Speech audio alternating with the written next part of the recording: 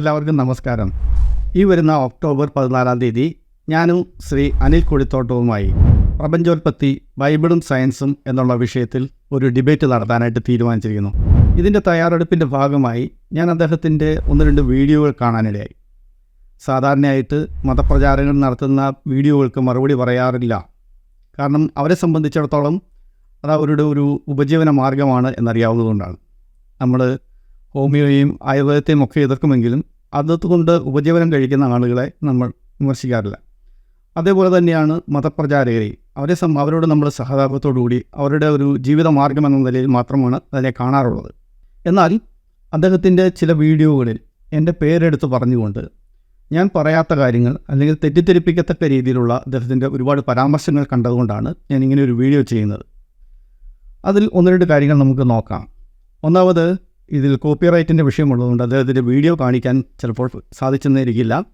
പകരം അദ്ദേഹത്തിൻ്റെ ഓഡിയോ ആയിരിക്കും ഇവിടെ കേൾപ്പിക്കുന്നത്. നമുക്ക് ആ ഓഡിയോ ഒന്ന് കേട്ട് നോക്കാം. ഇവിടെയും നിരീശ്വരന്മാരായ ആളുകൾ വളരെ ബോധപൂർവം ചില തെറ്റിദ്ധരിപ്പിക്കൽ നമുക്കിടയിൽ ഉണ്ടാക്കാൻ ശ്രമിക്കാറുണ്ട്. ബൈബിളിലെ ദൈവം മൊറാലിറ്റിയെ വളരെ തെറ്റായ വിധത്തിലാണ് കണ്ടത്. ബൈബിളിൻ്റെ മൊറാലിറ്റി വളരെ മോശമാണ് എന്നൊരു നിലയിൽ പറയാൻ അവർ ബൈബിളിലെ ചില സംഭവങ്ങൾ ഉദ്ധരിക്കും.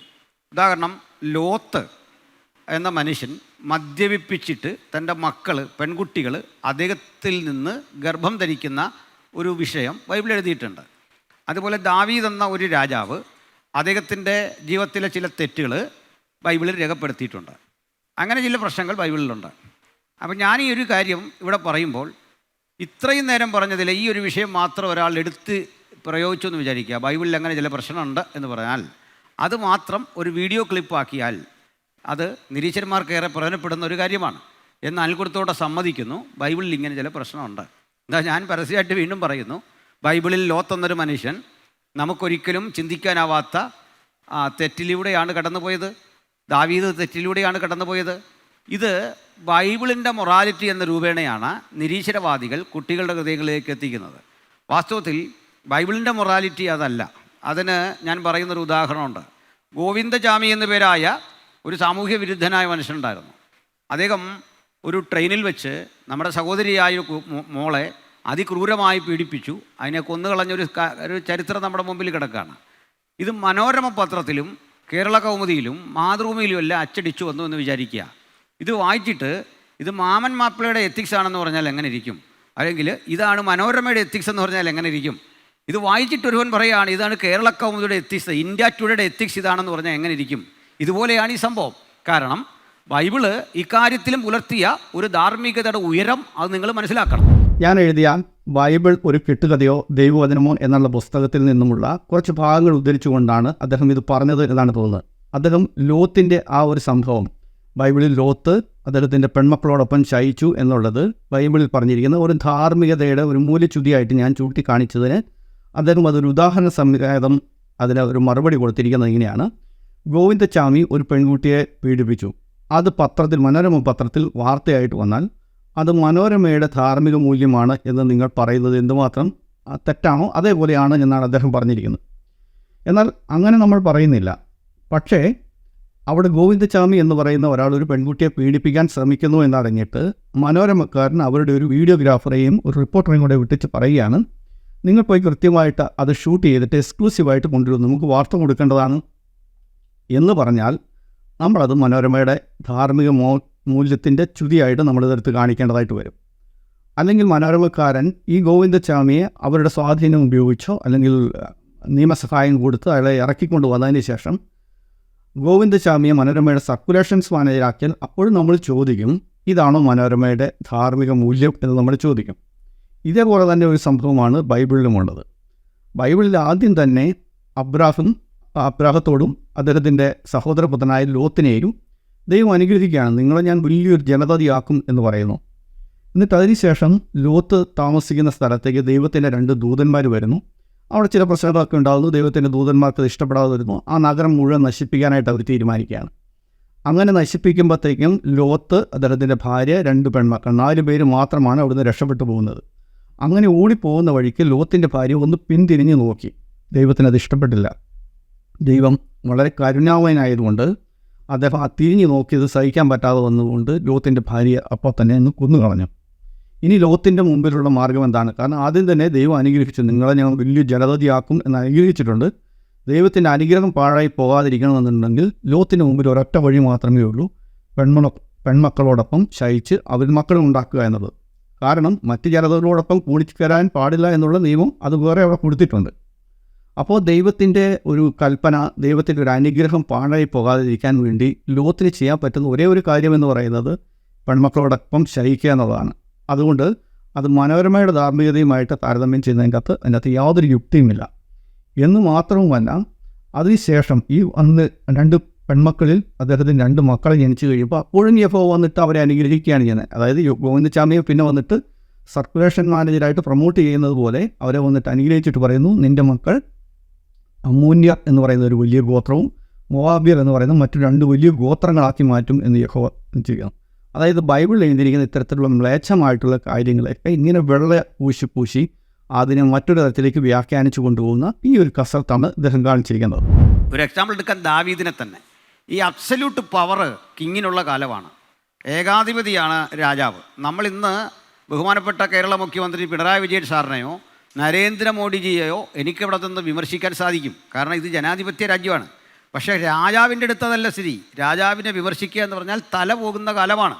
അന്നാണ് നാഥാൻ ദാവീദിനെ തേടി എത്തുന്നതും ദാവീദിൻ്റെ മുഖത്ത് നോക്കി നീയാണ് ആ മനുഷ്യനെന്ന് പറയുന്നതും. നാഥാൻ്റെ തല പോകും. അത്രയും അറിഞ്ഞിരുന്നിട്ടും നാഥാൻ ഇത് പറഞ്ഞതാണ് ബൈബിളിൻ്റെ മൊറാലിറ്റി. ദാവീദ് ചെയ്തതല്ല ബൈബിളിൻ്റെ ധാർമ്മികത. നാഥാൻ ഉയർത്തിയ ശബ്ദമാണ് ബൈബിളിൻ്റെ ധാർമ്മികത. അതിൽ ദാവീദിൽ ഒരു ശരി പറയാതിരിക്കാൻ വയ്യ. സത്യത്തിൽ ഈ ദാവീദിന് വേണമെങ്കിൽ അവിടെ ഒരു കാര്യം പറയാം, ഞാൻ തെറ്റൊക്കെ തിരുത്തിക്കൊള്ളാം, കുഴപ്പമൊന്നുമില്ല. പക്ഷേ നമ്മൾ 2 ആളല്ലാതെ ഇതൊരാൾ അറിയാൻ പാടില്ല. വേണമെങ്കിൽ നാഥാനോട് ഇത്രയും പറയാം, നീ പറഞ്ഞൊക്കെ ഞാൻ സമ്മതിച്ചു, എൻ്റെ ഭാഗത്ത് കുറ്റമൊക്കെ ഉണ്ട്. അതൊരു മനുഷ്യൻ്റെ മിനിമം ആവശ്യം തന്നെയാണ് ആ പറഞ്ഞത്. പക്ഷേ ദാവീദ് ഒരിക്കലും ഇത് പറയുന്നില്ല. അയാൾ പരസ്യമായി കൺവസ് ചെയ്യുന്നു.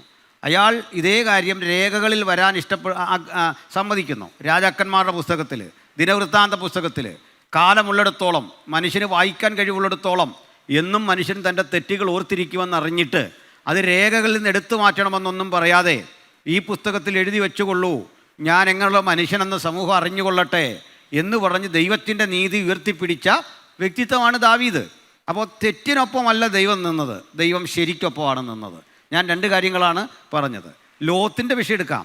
ലോത്ത് എന്ന മനുഷ്യൻ ഈ തെറ്റ് ചെയ്യുന്നു. ആ ലോത്ത് തെറ്റ് ചെയ്തപ്പോൾ ലോത്ത് ചെയ്ത തെറ്റല്ല ബൈബിളിൻ്റെ ധാർമ്മികത, മറിച്ച് ലോത്ത് എന്ന മനുഷ്യനെക്കുറിച്ച് പറയുന്നത് വലഞ്ഞുപോയ നീതിമാൻ എന്നാണ്. വലഞ്ഞുപോയി. അപ്പോൾ വലഞ്ഞുപോയ മനുഷ്യനെ അയാളുടെ ജീവിതത്തെ അല്ല അനുകരിക്കേണ്ടത്. അത് ബൈബിൾ കൃത്യം പറഞ്ഞു. ഇതിനെയാണ് വ്യാഖ്യാന ഫാക്ടറി എന്ന് പറയുന്നത്.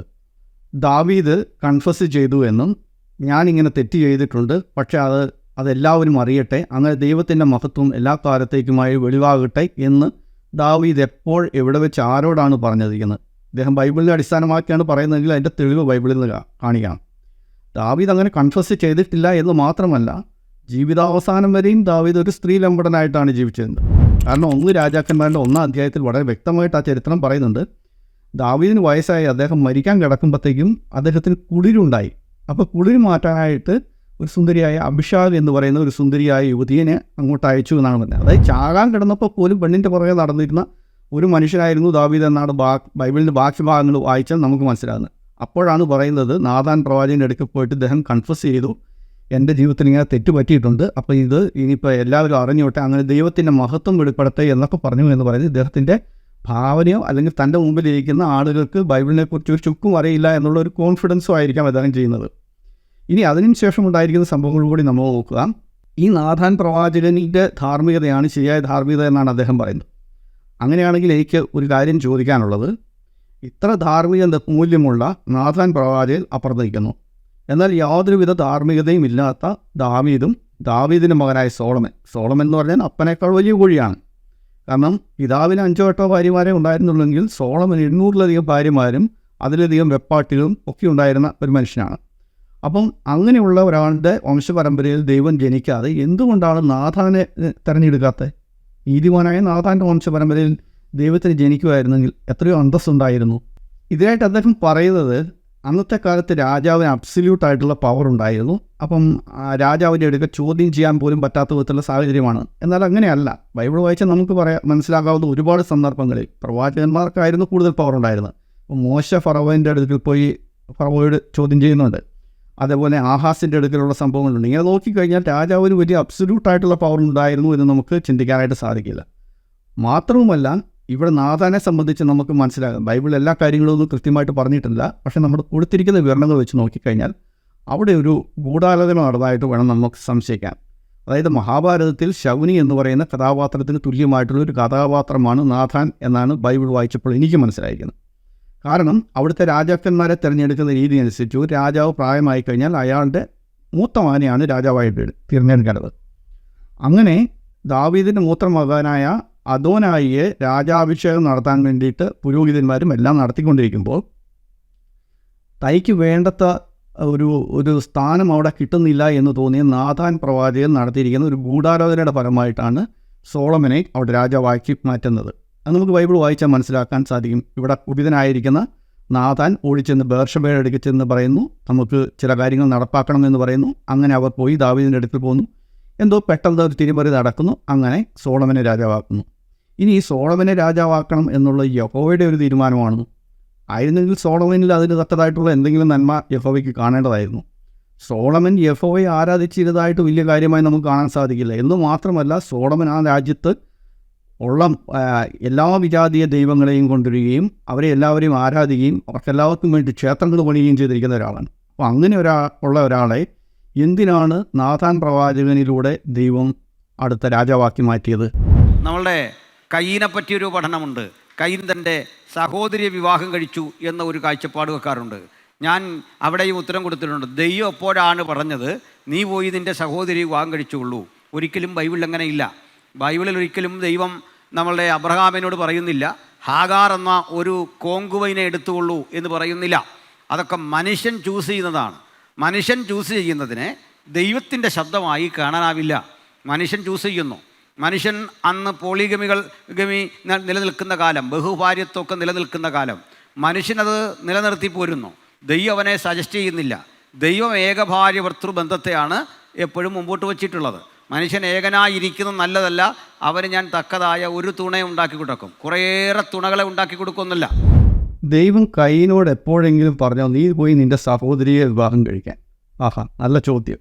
കാരണം കയ്യിന് മുമ്പിൽ വേറെ എന്ത് വഴിയായിരുന്നു ഉണ്ടായിരുന്നത്?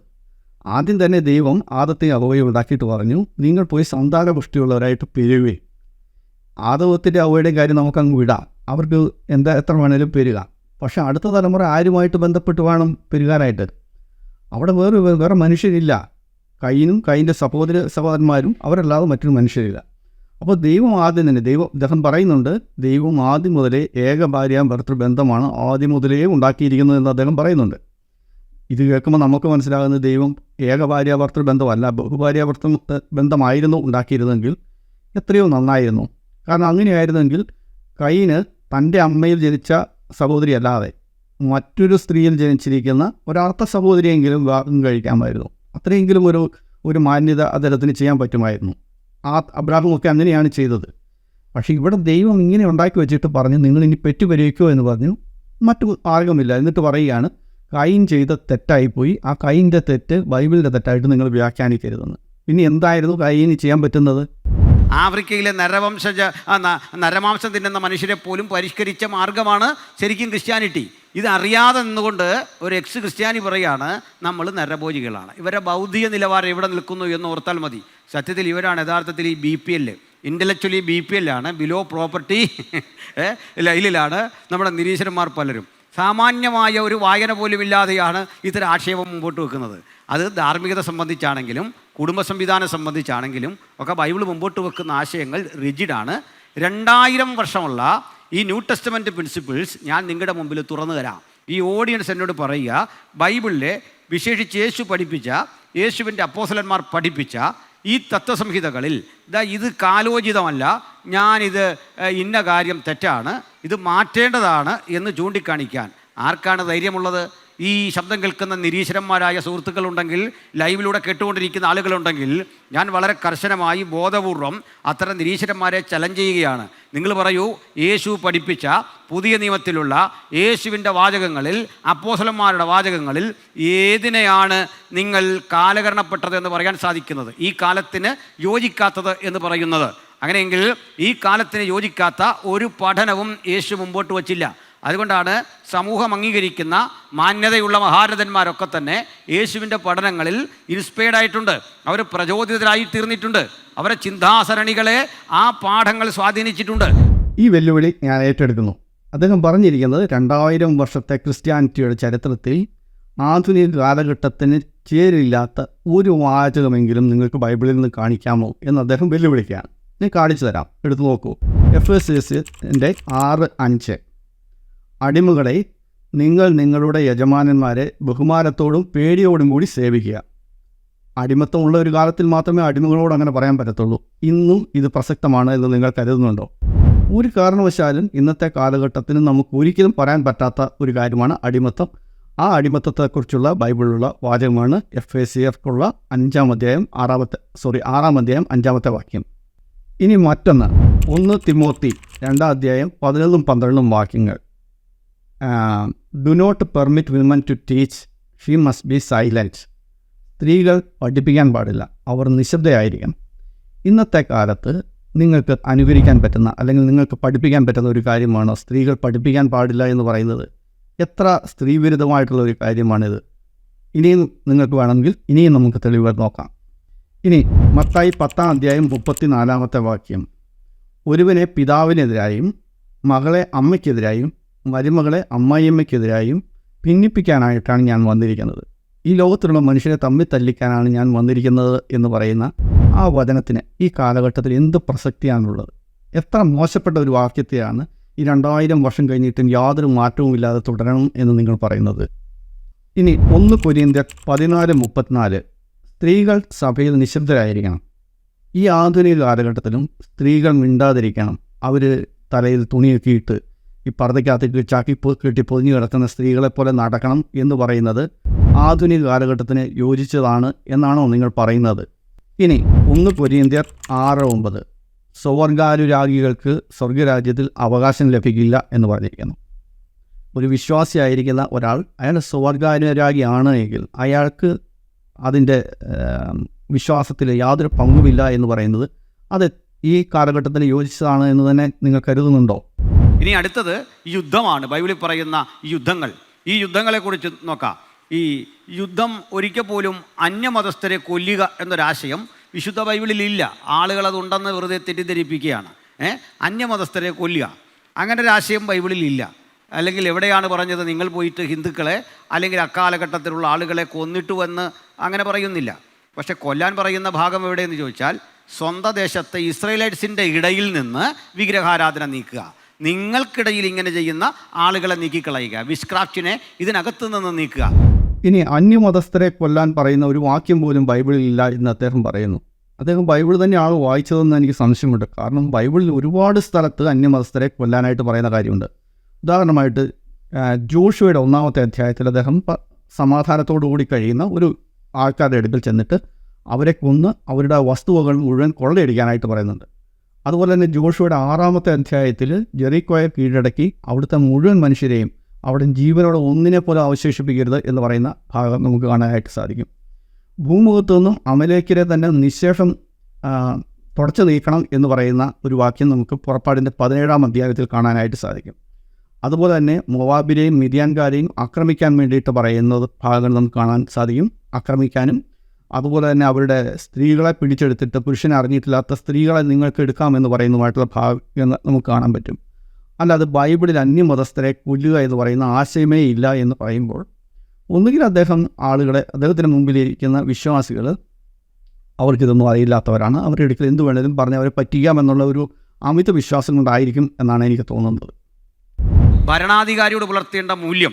ലോകത്തൊരു മതഗ്രന്ഥത്തിലും രാജ്യം ഭരിക്കുന്ന ആളിനോട് എങ്ങനെ പെരുമാറണമെന്നത് കൃത്യമായ വ്യവസ്ഥയൊന്നും കാണുന്നില്ല.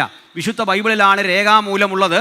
രാജ്യം ഭരിക്കുന്ന ഭരണകൂടത്തിൻ്റെ ഉന്നതന്മാർക്ക് വേണ്ടി പ്രാർത്ഥിക്കണം എന്ന് പറയുന്ന ഒറ്റ പുസ്തകമേ ലോകത്തുള്ളൂ. അത് വിശുദ്ധ ബൈബിളാണ്. ഒറ്റ കൃതി, ഒറ്റ ആധ്യാത്മിക ഗ്രന്ഥമേ രാജ്യം ഭരിക്കുന്ന ഭരണാധികാരിക്ക് വേണ്ടി പ്രാർത്ഥിക്കണം എന്ന് പറയുന്നുള്ളൂ. ഇനി ഭരണാധിപന്മാർക്ക് വേണ്ടി പ്രാർത്ഥിക്കാൻ പറയുന്ന ഒരൊറ്റ മതപുസ്തകം പോലും ലോകത്തിലില്ല എന്നാണ് ഇദ്ദേഹം പറയുന്നത്. ഇദ്ദേഹം എവിടുന്നാണോ ഇത് കിട്ടിയതെന്ന് എനിക്കറിയില്ല.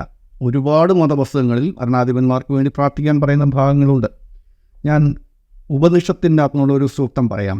യസ്യ രാജ്യം യസ്യ മൂലം യസ്യ ശാസ്ത്രം യസ്യ സംഗതി യസ്യ ശക്തി യസ്യ വീരം നരസിംഹ പ്രജാപതി എന്ന് പറയുന്ന ഒരു സൂക്തം ഉപനിഷത്തിലുണ്ട്. ഇനി അതുമാത്രമല്ല, സ്വസ്തി പ്രജാഭ്യം പരിപാലയന്ത എന്ന് പറയുന്ന ന്യായേണ മാർഗ മഹീമഹീഷ എന്ന് പറയുന്ന ഭാഗവും എങ്ങനെയാണ് ഒരു രാജാവ് ആ രാജ്യത്തെ പരിപാലിക്കുന്നത്, ആ രാജാവിന് നല്ല ഇതുണ്ടാവണമേ എന്ന് പറയുന്ന ഒരു പ്രാർത്ഥനയാണ്. അപ്പോൾ ഇങ്ങനെ ഒരുപാട് എല്ലാ മതത്തിലും ഇതൊക്കെയുണ്ട്. പക്ഷേ എൻ്റെ മതം മാത്രമേ ഉള്ളൂ, അതിൽ മാത്രമേ ഇതൊക്കെയുള്ളൂ, മറ്റു മതങ്ങളൊന്നും കൊള്ളില്ലാത്തതാണ് എന്ന് പറയുന്നത് നമുക്ക് പറയാം. അതിനെ സിമ്പിളായിട്ട് നമുക്ക് പറയാൻ പറ്റുന്നത് ഒരു വർഗീയവാദപരമായിട്ടുള്ള ഒരു പ്രസ്താവന എന്ന് മാത്രമേ കാണാൻ സാധിക്കുകയുള്ളൂ. ഇപ്പോൾ ഞാൻ അടുത്ത കാലത്ത് കണ്ടു, ഈ ഹെരോദ ജീവിച്ചിരുന്ന ആണ്ടിൽ എന്ന് പറഞ്ഞിട്ട് ഹെരോദ അന്നല്ല ജീവിച്ചെന്നൊക്കെ പറയുന്നത്. ആക്ച്വലി ഹെരോദയെക്കുറിച്ചൊരു ഏകദേശ ഗ്രാഹ്യം പോലും ഈ പാവം നിരീശ്വരന്മാർക്കില്ല. എനിക്കിന്നവരോട് സഹതാപമാണുള്ളത്. ഹെരോദ എന്ന് പറയുന്ന ഒരുത്തൻ്റെ പേരല്ല, അതൊരു കുടുംബ പേരാണ്. മനസ്സിലാക്കണം. ഹെരോദ് തന്നെ പല പേരുകളുണ്ട്. ഹെരോദ് അഗ്രിപ്പയുണ്ട്, ഇനി ഇടപ്രഭുവായ ഹെരോദുണ്ട്. ഇനിയും രസകരമായൊരു കാര്യമുണ്ട്. ഒരു ഹെരോദാവിൻ്റെ പേര് കേട്ടാൽ നമ്മൾ ആയുസ് മറക്കുകയില്ല. ഹെരോദും മറിയാംനെ എന്ന് പറഞ്ഞൊരു ഹെരോദാവുണ്ട്. പുരുഷൻ്റെ പേരാണ് മറിയാംനെ. മനസ്സിലായില്ലേ? മറിയാംനെ. ഹെരോദ് ഫിലിപ്പുണ്ട്. ഇത് ഏത് ഹെരോദാവാന്ന് അറിയാതെ അയാൾക്ക് കിട്ടിയ ഒരു ഹെരോദാവിനെ വെച്ച് തൽക്കാലം പഠിച്ചിട്ട് ബൈബിളിൽ ഇങ്ങനെയാണ്. ഞാനിത് പറഞ്ഞു വന്നത് ചരിത്രപരതയിലും ബൈബിൾ കാലിക പ്രസക്തിയുള്ള ഒന്ന് തന്നെയാണ്. മോഡി ഇന്ത്യ ഭരിക്കുന്ന കാലഘട്ടത്തിൽ എന്ന് നമ്മൾ പറഞ്ഞാൽ ആരെങ്കിലും നമ്മളോട് പറയുമോ, മോഡി എന്ന് പറയുന്നത് ഒരാളുടെ സർനെയിമാണ്. ഒരുപാട് മോഡിമാരുണ്ട്. ലളിത് മോഡി, നീരവ് മോഡി, സുശീൽ മോഡി, ഇങ്ങനെ കുറേ മോഡിമാരുണ്ട് എന്ന് പറയുമോ? ഇവിടെ നമ്മൾ മോഡി ഇന്ത്യ ഭരിക്കുമ്പോൾ എന്ന് പറഞ്ഞാൽ അത് ഉദ്ദേശിക്കുന്നത് നരേന്ദ്രമോദിയാണ് എന്ന് സാമാന്യ തലയ്ക്ക് വിവരമുള്ളവർക്കൊക്കെ മനസ്സിലാവുന്ന കാര്യമാണ്. അതുപോലെ ഹെറോദിൻ്റെ കാലത്താണ് യേശു ജനിച്ചത് എന്ന് പറഞ്ഞാൽ ആ ഹെറോദ് എന്ന് പറയുന്നത് ഹെറോദ് ദ ഗ്രേറ്റ് എന്നറിയപ്പെടുന്ന അച്ഛൻ ഹെറോദിൻ്റെ കാര്യമാണ് എന്നുള്ള കാര്യം എല്ലാവർക്കും അറിയാവുന്ന കാര്യമാണ്.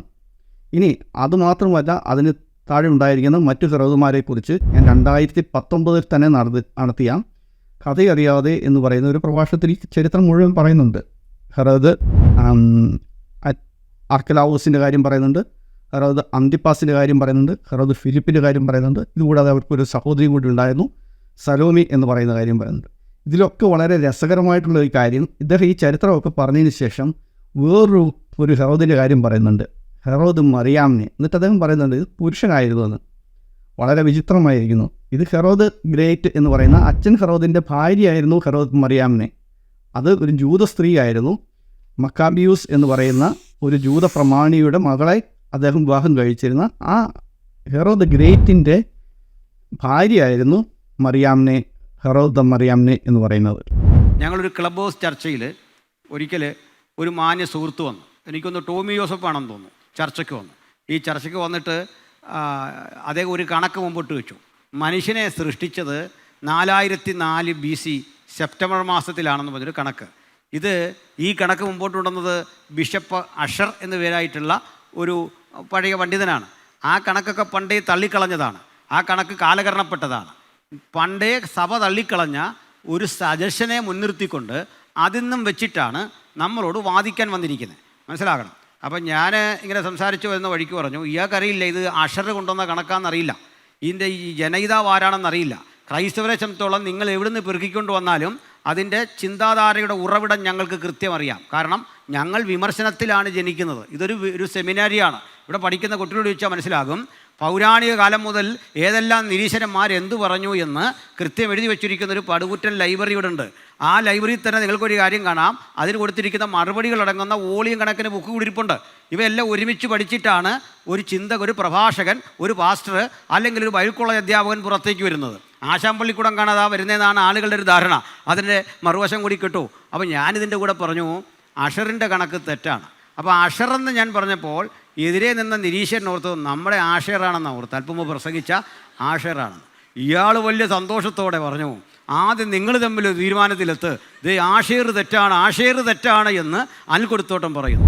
ഒരുപക്ഷെ കേരളത്തിലെ ക്രിസ്ത്യാനികൾ ആദ്യമായിട്ട് ജെയിംസ് ആഷർ എന്നുള്ള പേര് കേൾക്കുന്നത് തന്നെ ഒരുപക്ഷെ ഞാൻ ആദ്യം പറഞ്ഞതിന് ശേഷമായിരിക്കും എന്നാണ് ഞാൻ കരുതുന്നത്. കാരണം ഞാൻ 2019 തന്നെ നടത്തിയിരുന്ന മതങ്ങളുടെ പരിണാമം ദൈവത്തിൻ്റെയും എന്ന് പറയുന്ന പ്രഭാഷണത്തിൽ അതിൽ ഈ ജെയിംസ് ആഷർ കൊണ്ടുവന്ന ആ ജീനിയോളജിയെക്കുറിച്ച് ഞാൻ വളരെ വ്യക്തമായിട്ട് തന്നെ പറഞ്ഞിരുന്ന കാര്യം അദ്ദേഹത്തിനും അറിയാമായിരുന്നു. കാരണം അദ്ദേഹം 2019 ഒക്ടോബർ 27 എനിക്ക് അയച്ചിരിക്കുന്ന ഒരു മെസ്സേജിൻ്റെ സ്ക്രീൻഷോട്ടാണ് ഞാനിവിടെ കൊടുത്തിരിക്കുന്നത്.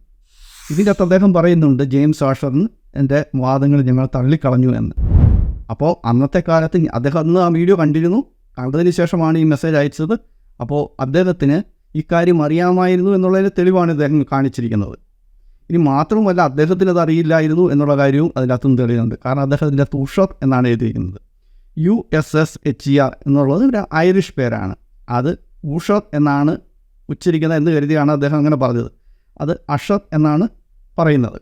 അപ്പോൾ അദ്ദേഹത്തിനായിരുന്നു അത് അറിയില്ലായിരുന്നത്. അദ്ദേഹം പറയുന്നത് ഇവിടെ വലിയ പടുകൂട്ടൻ ലൈബ്രറി ഉണ്ട്, ആ ലൈബ്രറിയിലുള്ള മുഴുവൻ പുസ്തകങ്ങളും ഞങ്ങൾ അരച്ച് കറക്കി കുടിച്ചതിന് ശേഷമാണ് ഇവിടെ വന്നിരിക്കുന്നത്. ഇവർക്കാർക്കും യാതൊരു വിവരവുമില്ല, ആഷർ ആരാണ് ഉഷർ ഏതാണ് എന്ന് പോലും അറിയില്ല എന്നാണ് പറയുന്നത്.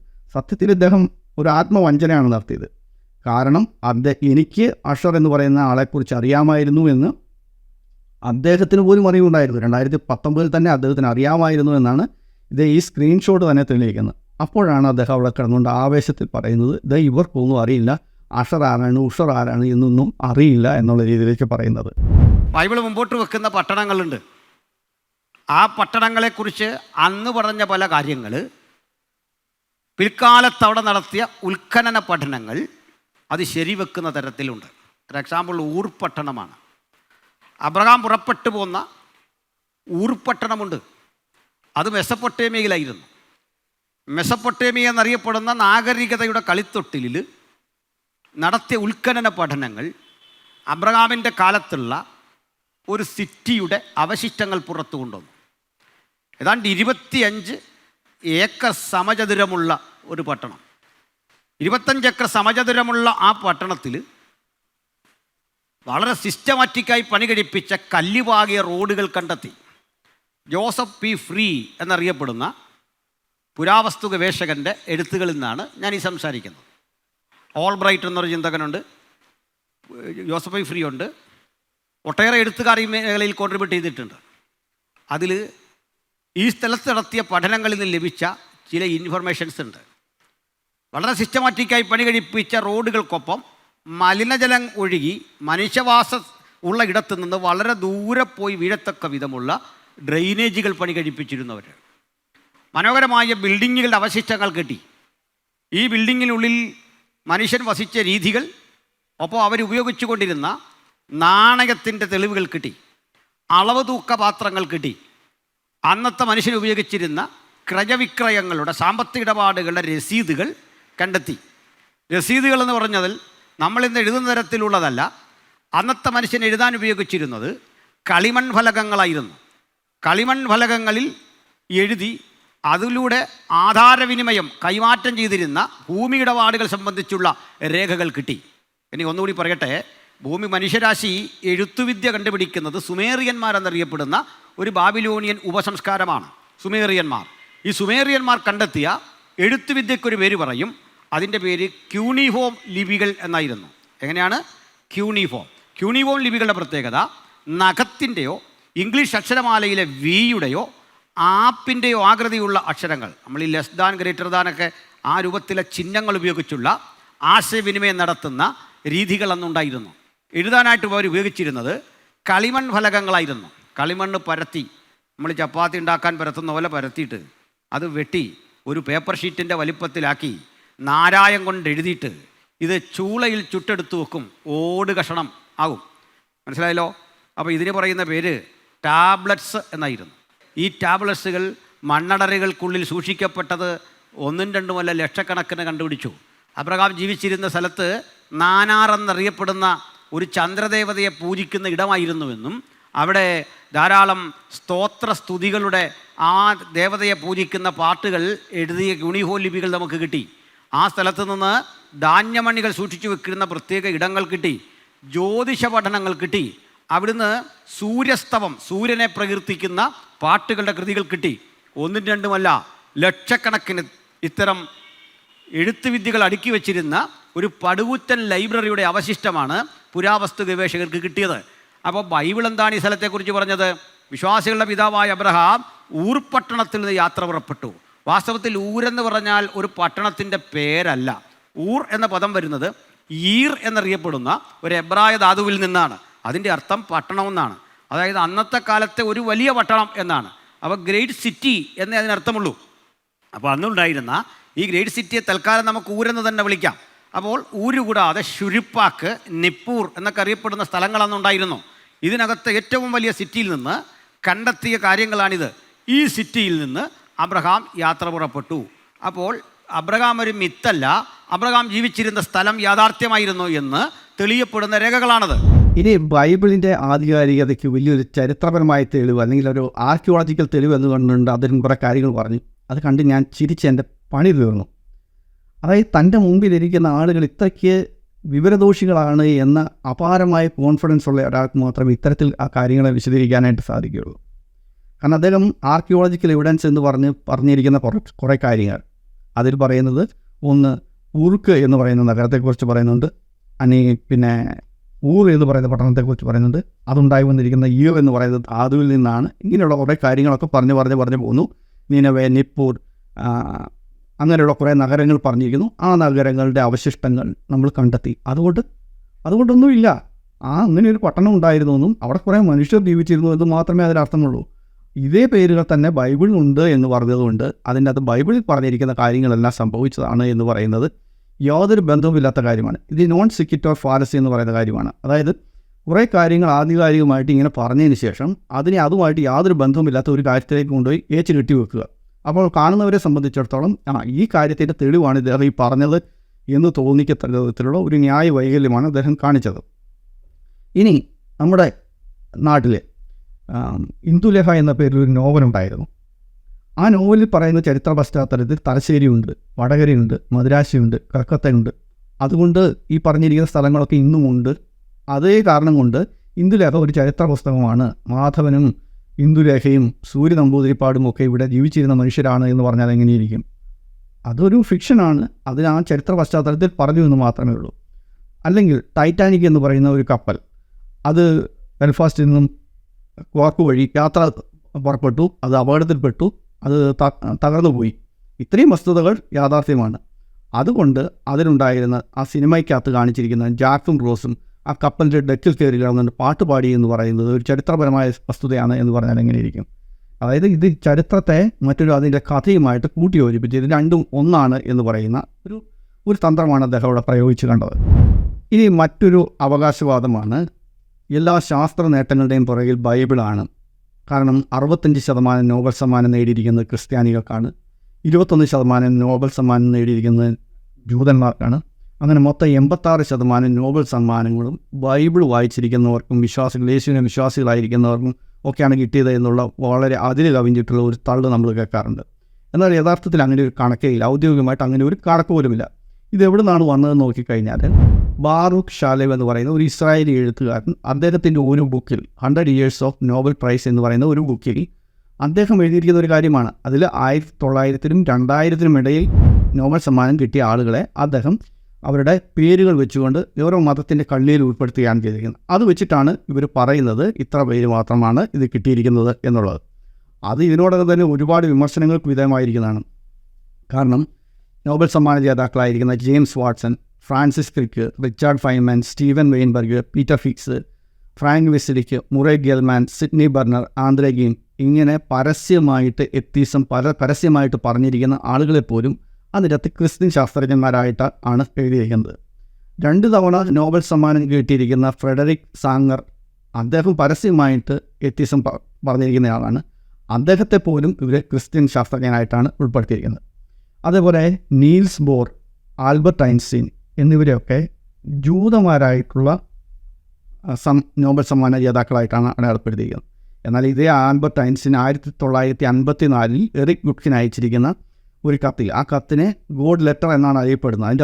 അതിൽ അദ്ദേഹം പറഞ്ഞിരിക്കുന്നത് ദൈവവിശ്വാസം എന്ന് പറയുന്നത് ചൈൽഡിഷ് സൂപ്പർസ്റ്റിഷനാണെന്നും ഒരു ഇൻഫൻ്റൽ ഡിസീസ് ആണെന്നുമാണ് അദ്ദേഹം എഴുതിയിരിക്കുന്നത്. അദ്ദേഹത്തെയാണ് ജൂതന്മാരുടെ കൂട്ടത്തിൽ കണക്കാക്കിയിരിക്കുന്നത്. ഇനി നോബൽ സമ്മാനം കിട്ടിയിരിക്കുന്ന വേറെ കുറേ ആളുകളുണ്ട്. Peter Medawar, Carl Woese, Christiane Volhard, എറിൻ റിച്ചൂസ്, എഡ്വേർഡ് ലൂയിസ്. ഇവരൊക്കെ എന്തിനാണ് നോബൽ സമ്മാനം കിട്ടിയിരിക്കുന്നത്? ഇവർക്കൊക്കെ എവല്യൂഷനാണ് നോബൽ സമ്മാനം കിട്ടിയിരിക്കുന്നത്. ഈ എവല്യൂഷൻ ഇവർ അംഗീകരിക്കുമോ? അവർ അംഗീകരിക്കുകയുമില്ല. അതായത് എവല്യൂഷനെ അങ്ങേയറ്റം എതിർക്കുന്ന ആളുകൾ പോലും എവല്യൂഷന് നോബൽ സമ്മാനം കിട്ടിയിരിക്കുന്ന ആളുകളെ അതും ഞങ്ങളുടെ ആളുകളാണ് എന്ന് എടുക്കണമെന്നുണ്ടെങ്കിൽ നമുക്കതിനെ പറയാൻ വേറെ വാക്കുകളൊന്നുമില്ല. ശാസ്ത്രജ്ഞന്മാരെ അവരുടെ പേരുകൾ നോക്കിയിട്ടാണ് നിങ്ങൾ ക്രിസ്ത്യാനികൾ അല്ലെങ്കിൽ ജൂതന്മാർ എന്നിങ്ങനെയുള്ള കള്ളികളിലേക്ക് ഇടുന്നതെങ്കിൽ മറ്റൊരു കാര്യം കൂടി ഞാൻ പറയാം. എത്തീസത്തിൻ്റെ 4 ഹോഴ്സ്മാൻമാർ എന്നറിയപ്പെടുന്ന 4 പേരുണ്ട്. Christopher Hitchens, Sam Harris, Daniel Dennett, Dawkins. ഈ 4 പേരുടെയും പേരുകൾ ക്രിസ്ത്യൻ പേരുകളാണ്. അതുകൊണ്ട് നിരീശ്വരവാദത്തിൻ്റെ അടിസ്ഥാനവും ബൈബിളാണ് എന്ന് നാളെ പറയാതിരുന്നാൽ വലിയ ഭാഗ്യം എന്ന് മാത്രമേ പറയാൻ പറ്റൂ. ഇതിലൊക്കെ ഭയങ്കരമായിരിക്കുന്ന ഒരു സംഭവം കേട്ടിരിക്കുന്നത് ഈ മനുഷ്യാവകാശ രേഖയുണ്ടല്ലോ, UDHR. അതെവിടെ നിന്നാണ് വന്നിരിക്കുന്നത്? അത് ബൈബിളിൽ നിന്നാണ് എടുത്തിരിക്കുന്നത് എന്നുള്ള ഒരു വ്യാഖ്യാനം നിങ്ങൾ കേട്ടിരിക്കണം. അതൊരിക്കലും ശരിയല്ല. UDHR ബൈബിളിൻ്റെ അകത്ത് നിന്ന് എടുക്കാൻ ഒന്നുമില്ല എന്നുള്ളതാണ് വസ്തുത. ഇതെല്ലാം കൂടെ പറയാനുള്ള സമയമില്ലാത്ത ഞാൻ ഏതാനും ഉദാഹരണങ്ങൾ പറയാം. UDHR ആർട്ടിക്കിൾ 1 ഇങ്ങനെയാണ് പറയുന്നത്: എല്ലാവർക്കും തുല്യ അവകാശമാണുള്ളത് എന്ന്. എന്നാൽ ബൈബിളിൽ പറഞ്ഞിരിക്കുന്നത്, ബൈബിൾ പഴയ നിയമത്തിലേക്കൊന്നും പോകണ്ട, പുതിയ നിയമത്തിൽ എഫേസ്യൻസ് 6:5 പറഞ്ഞിരിക്കുന്നത് അടിമകളും ഉടമകളും ഉണ്ട് എന്ന് തന്നെയാണ് പറഞ്ഞിരിക്കുന്നത്. അടിമകളെ നിങ്ങൾ നിങ്ങളുടെ യജമാനന്മാരെ ഭയത്തോടും ബഹുമാനത്തോടും കൂടി സേവിക്കണം എന്നാണ് പറഞ്ഞിരിക്കുന്നത്. ഇനി UDHR രണ്ടാമത്തെ ആർട്ടിക്കിൾ പറഞ്ഞിരിക്കുന്നത് നോ ഡിസ്ക്രിമിനേഷൻ, യാതൊരു തരത്തിലുള്ള വിവേചനവും പാടില്ല എന്ന് പറയുമ്പോൾ സ്ത്രീകൾ സഭയിൽ മിണ്ടാൻ പാടില്ല എന്ന് എഴുതിയിരിക്കുന്നത് പുതിയ നിയമത്തിലാണ്. 1 കൊരിന്ത്യൻസ് 14:34 എഴുതിയിരിക്കുന്നത്.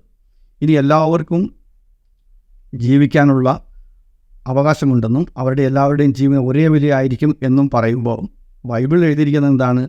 ഒരാൾ അവൻ്റെ അടിമയെ അടിച്ചു വീഴ്ത്തിയിട്ട് അവൻ 2-3 ദിവസം കഴിഞ്ഞിട്ടാണ് മരിക്കുന്നതെങ്കിൽ അവൻ്റെ പേരിൽ ശിക്ഷയില്ല എന്നാണ് ബൈബിളിനകത്ത് എഴുതിയിരിക്കുന്നത്. ഇനി ആർട്ടിക്കിൾ 4 എന്താണ് പറയുന്നത്? ഒരു തരത്തിലുള്ള അടിമത്വം പാടില്ല എന്ന് UDHR ആർട്ടിക്കിൾ 4 പറയുമ്പോൾ ബൈബിളിൽ പറഞ്ഞിരിക്കുന്നത് നിങ്ങൾക്ക് അന്യദേശങ്ങളിൽ പോയി അടിമകളെ വിലയ്ക്ക് വാങ്ങാം എന്നാണ് ലേവ്യ 25:44 പറഞ്ഞിരിക്കുന്നത്. ഒരു മനുഷ്യനെയും ടോർച്ചർ ചെയ്യാൻ പാടില്ലെന്നും ക്രൂരമായി ശിക്ഷാവിധികൾ പാടില്ല എന്നുമാണ് UDHR 5ാമത്തെ ആർട്ടിക്കിൾ പറയുമ്പോഴത്തേക്കും ബൈബിളിൽ പറഞ്ഞിരിക്കുന്നത് എന്താണ്? കണ്ണിന് പകരം കണ്ണ്, പല്ലിന് പകരം പല്ല്.